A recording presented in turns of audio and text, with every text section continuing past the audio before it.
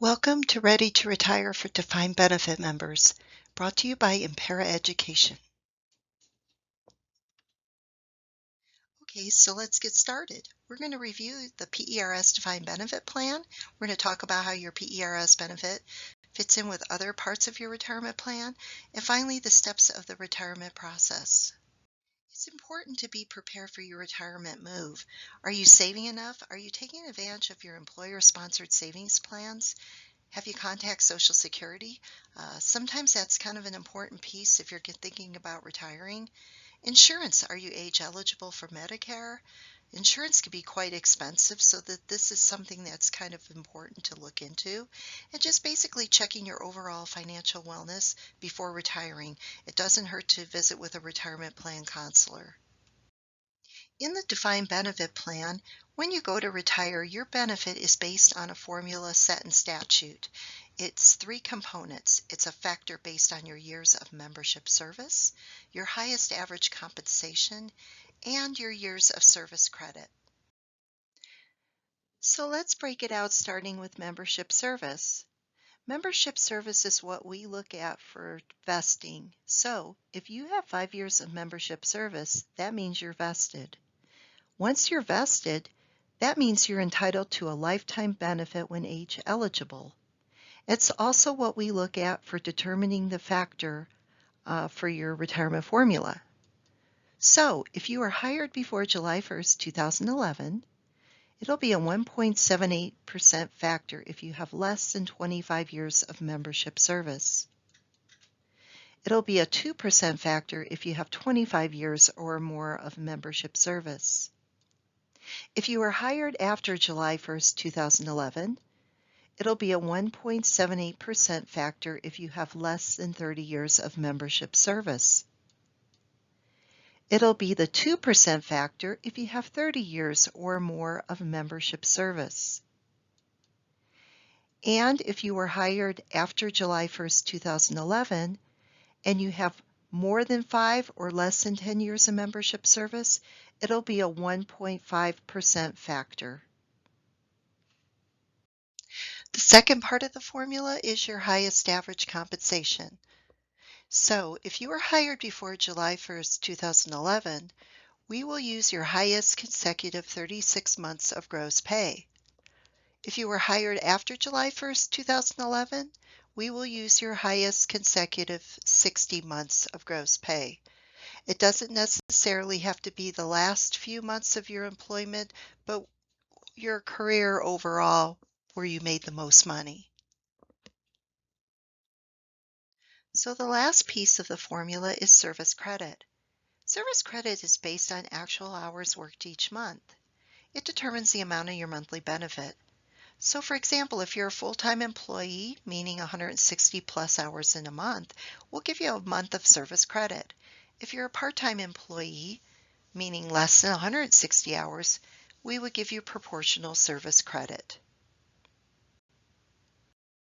So let's recap. We're going to give you the factor, either a 1.78 or 2%, for example, multiply it times your highest average compensation, times your years of service credit, and that equals your monthly benefit.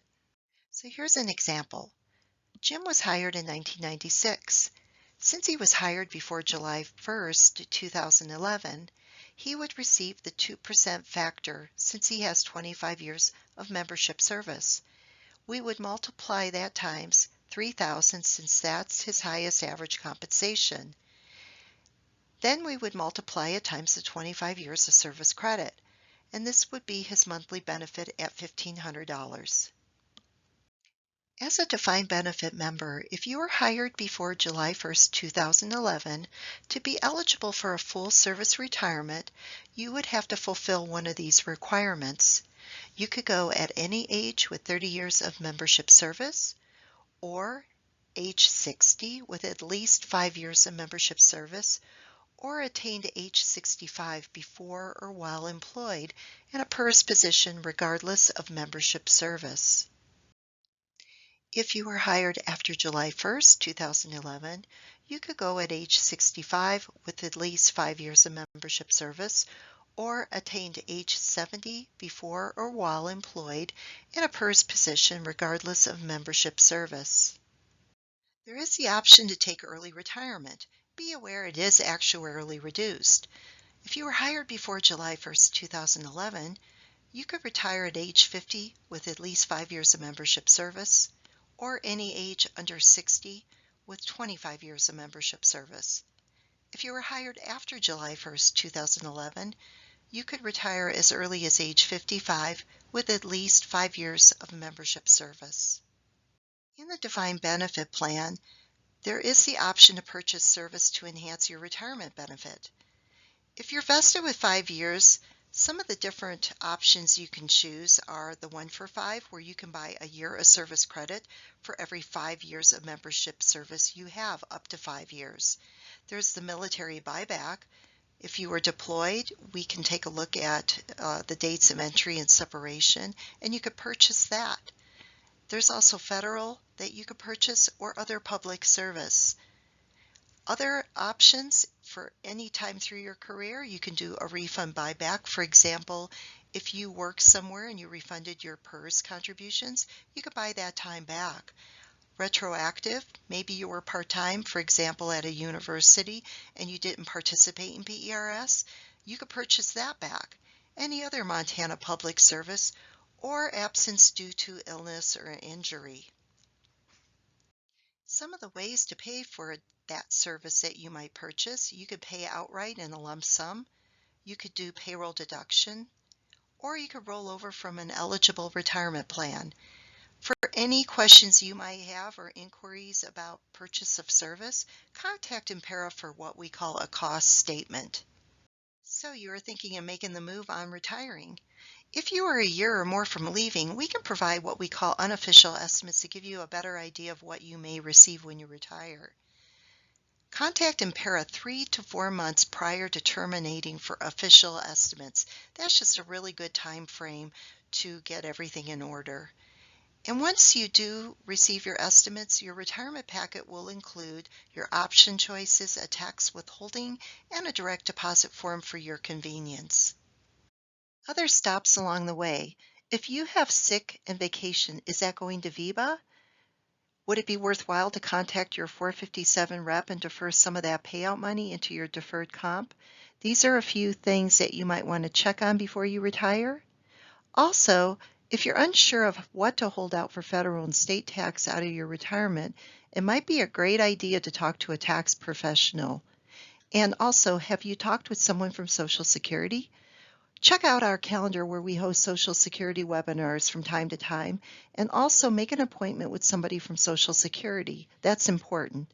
And also, if you have questions on insurance, it's not a bad idea to talk to your employer if that's something you want to have deducted out of your retirement check. Impera will deduct it as a courtesy out of your gross benefit. Now I'm going to go over the options that you can select from when you get ready to retire. Option 1 is the most money you can receive monthly. Upon your passing, the monthly benefit stops. If you still have employee contributions in your account, we will disperse that to your beneficiary or beneficiaries. You can change your beneficiary as many times as you want under Option 1. Option 2 is a reduced benefit. In the event you pass, the same amount will continue to one person for their lifetime. So for example, say you put your spouse on there. If anything happens to you, they will continue to receive the benefit just like you did for the rest of their life. Option 3 is a little bit more money than Option 2, but if you pass away, half of your monthly benefit will continue on to that one person for their lifetime. If for some reason you pick Option 2 or 3 and your spouse or survivor passes away before you, you have the option to notify our organization in writing in 18-month window, and you can actually pop up to the higher Option 1, or you can have your benefit recalculated. This holds true if there is a divorce and it is in the decree that the person listed on your benefit has no claim to your retirement. Option 4 is available with a 10 or 20 years certain. Upon your passing, your beneficiary will receive the benefit until the certain has been met. For example, say you pick option 4 with a 10-year certain, and you have received the benefit for 1 year. If you pass away for the 9 remaining years, your beneficiary will receive that benefit and then it will stop. If you outlive the 10-year certain, there won't be a continuing payment for anyone. All of these options are lifetime benefits for you as the member. Remember, you can update your beneficiary at any time after retirement only on option 1 and 4. Once you have reviewed your estimates, selected your option, and completed your tax and direct deposit form, make sure to return your completed paperwork to Impera at least 30 days before your effective date of retirement to ensure timely processing. The effective date of retirement is the first day of the month following the month you have terminated. So for example, if your last day of work is December 31st, you would be a January 1st effective retiree, and you would receive your first retirement check on the last working day of January. Along with your retirement application, we do require proof of age, and that would come in the form of a birth certificate. If you have selected option 2 or 3, we would also need a certified copy of your contingent's birth certificate as well. If you are unable to obtain birth certificates, we can take in place of that 2 other forms of proof of age. Please contact Impera with questions on that. Once you're retired, you will receive your estimated amount until Member Services finals your benefit. What this means is they are going to go back and recalculate your benefit based on your payout information, and chances are pretty good we owe you retroactive pay. Once that occurs, we will send you in the mail what we call a change of benefit notice, which always comes to you anytime your benefit changes, telling you of this change. You will receive another one the month following the retroactive payment, showing you your new regular retirement payment.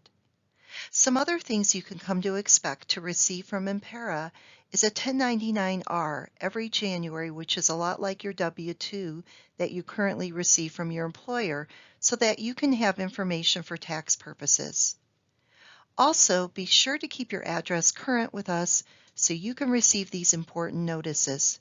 Besides your 1099-R, we also send to you every January a notice of your raise, which I will cover here in just a few seconds.